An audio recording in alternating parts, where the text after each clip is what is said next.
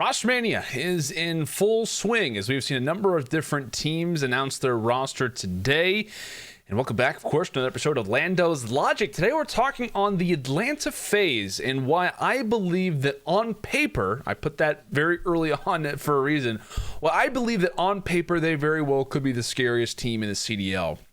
Now, again, for those who haven't seen the announcements, the Atlanta FaZe basically announced earlier today that Priesthood, Major Maniac, they are no longer on the team. They go over to the Minnesota Rocker alongside Accuracy and Attach. And now here for the Atlanta FaZe, they end up signing Arcitys as their fourth moving on. Now, a lot of the Twitter reactions seem to be very similar to mine, and that, my God, what have the Atlanta FaZe done? How have they managed to put together a lineup that honestly looks better than the one they had last season, which is really strange because I think on paper, you know, in terms of a few other ones, they had to be up there for one of the scariest teams coming into the first year of franchising. And again, I know we kind of, you know, go from 5v5 to 4v4. How do you kind of compare the two? But I think for the group that you have and for the history that this team has as well, it is terrifying. It really is. I mean, the tiny terrors, that is just going to be a term that continues to get brought up. And again, like I said, the tiny terrors, they originate from this team on E United back at the end of Black Ops 4 when Simp gets added to this team. And not only was it the tiny terrors, but it was also Arcitys, who was a part of that team. So essentially, off the rip, when you talk about this team, the history that they have together, it already is undeniable.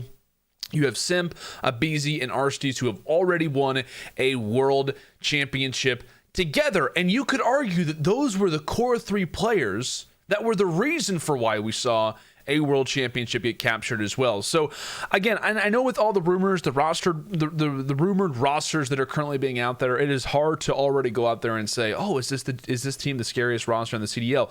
But based off of what we know currently and based off of the rumors, which aren't complete, but I believe that this will be the scariest team on paper coming into the first event or whatever it may have you. At least whenever we know all the rosters, I think we're going to look at the Atlanta FaZe and think, my God, that is the one that teams should be scared about. Because again, from every single position point of view, they're dominant, right? I think from a flex standpoint, when you look at a player like Celium, when you look at the main AR position and someone like Arcitys, that's already a scary combo. And then now you're looking at one of the greatest duos in Call of Duty esports history, and they're coming into their third year together in their champs history together. They finished first and they have finished second just recently to the Dallas Empire.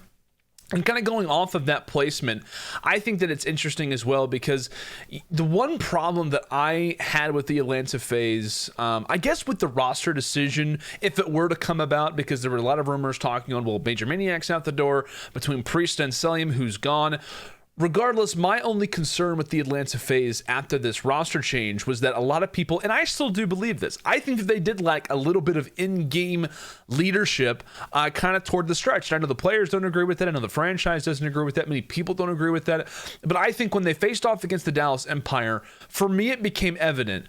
On one hand, you have an unbelievable slaying team, but they lacked something, right? We saw a number of different strategies that the Dallas Empire brought out. Just in general, their teamwork was better than the Atlanta FaZe. And so my concern with these rumored changes was that you're losing two guys who are very, very good in the comms. Major Maniac especially is a great leader. The Atlanta FaZe talked on constantly about how he was kind of the guy whenever he was on Gen G back in Black Ops 4, Major Maniac. It was going to be or rather, he was also a great leader there. So for me, it was going to become difficult because where does the voice come from, right? If you're the Atlanta FaZe, you got this core three. Where do you look toward?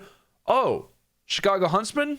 They're thinking about getting rid of the Twins. This could be our opportunity, right? This could be our chance to grab someone like Arcitys. And I don't know the ins and the outs of the deal if Arcitys wanted to leave the Huntsman. Maybe we'll find that out kind of later on, or if the Huntsman were kind of seeking out somebody else. If I was a betting man, I'd probably say it was Arcitys who was the one who maybe kind of incentivized that. And again, I just don't think that Arcitys' time at the Huntsman, I don't want to say it wasn't great because I think that they, obviously they won championships together. They obviously looked great at different points throughout the season. They have a great finish at champs overall when you look at, kind of in comparison to the rest of the league. Obviously from their standards, it's not what they want. But just in general, I don't know. I feel like Arcitys just didn't mix well with the Huntsman players. It was kind of an odd combination for me as well, because I just don't think that he has the same personality type. I've been using that word a lot recently. I just don't think he had the same personality type as a lot of the Huntsman guys. We saw him at numerous points throughout the season talk on, kind of his I don't want to say anger, but I think his frustration with the roster at different moments when practicing kind of was a big problem. They didn't really work on search and destroy strategies until late in the year, or not late in the year, but I should say like they were a little bit late just in general to kind of starting those things off. He kind of made it known at different points about how streaming scrimmages wasn't really something that he was the biggest fan of. And so for me, it just never really felt like the fit that the Huntsmen really wanted or thought that they were going to get. I don't think they really ever got it. And I think a lot of that kind of has to do with the way that Arcitys kind of sees the game, right? He's a grinder. He wants to play the game in and out. He's a very hard worker. And I think that's the exact same kind of mentality that the Atlanta FaZe crew have here as well. Like the core three of Simpa, BZ, and Cilium. I think all of those guys are grind heavy. They're focused on the game. They're not really interested in the in the streaming and stuff all that much. Obviously they like to do it, but it's just not really their primary focus. And so I think you have a great mixture here. And again, when you look at every position from top to bottom, it is a top tier player. I said this previously. If you're going to have all four of these guys in a position and you're talking on 1v1s, which is always big in 4v4 COD, a lot of crucial gunfights, I predict each one of these guys to win a gunfight 9 times out of 10, which is terrifying because you have all four of these guys kind of mixed in. So I think, we're going to have a few different teams kind of labeled as God squads, but I think this one's probably going to be at the top once it's all said and done in terms of on paper, the way that teams look. But again, you have 3/5 out of the 2019 E-United World Championship team. You have Simpa and BZ, the Tiny Terror duo. Cilium had a phenomenal year last season. I think those three Atlanta FaZe players, in terms of Simpa, BZ, and Cilium, all had a case to be nominated for an MVP award. I think BZ was probably 6th on that list if I were to guess, but very easily could have had a case to be in that top 5, for the Astro Gaming MVP. Arcitys had kind of a difficult year with the Chicago Huntsmen in terms of roles, because obviously we saw him kind of bounce back and forth between what started off the year as a flex, then had a main AR, then a flex. I mean, it just kind of went back and to a situation where I think he's now going to be in a state where it's like, hey, main AR is mine. Obviously, Cilium can run that if he wants, but he's obviously more of a natural flex. I think everybody is going to be in their natural position. And I'm also very interested to see this group because 2 out of the 4 players we have not seen in the 4v4 COD, at least at the highest competitive level, which is going to be very interesting as well. So I think for Simp and Cilium, it's going to be a great opportunity for them to kind of show their prowess. Again, you talk about this team in just a number of different modes. I think it mixes. Now, I do believe that there could be some internal problems from time to time. I think that that's not gone.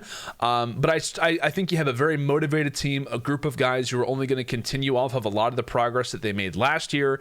I think it's good that they keep at least a majority of the team kind of moving into the next season. And again, I was going to be shocked if they didn't keep a majority of the players. It just really wouldn't make sense considering the amount of talent that they have. But I said at the end of the year, after the first year of franchising, I said, or rather kind of coming into the first year of franchising, I said Atlanta FaZe, for me, they won the offseason, and they very well might have just done it again with what is probably going to be the scariest team on paper coming into the CDL this season. So excited to see this group.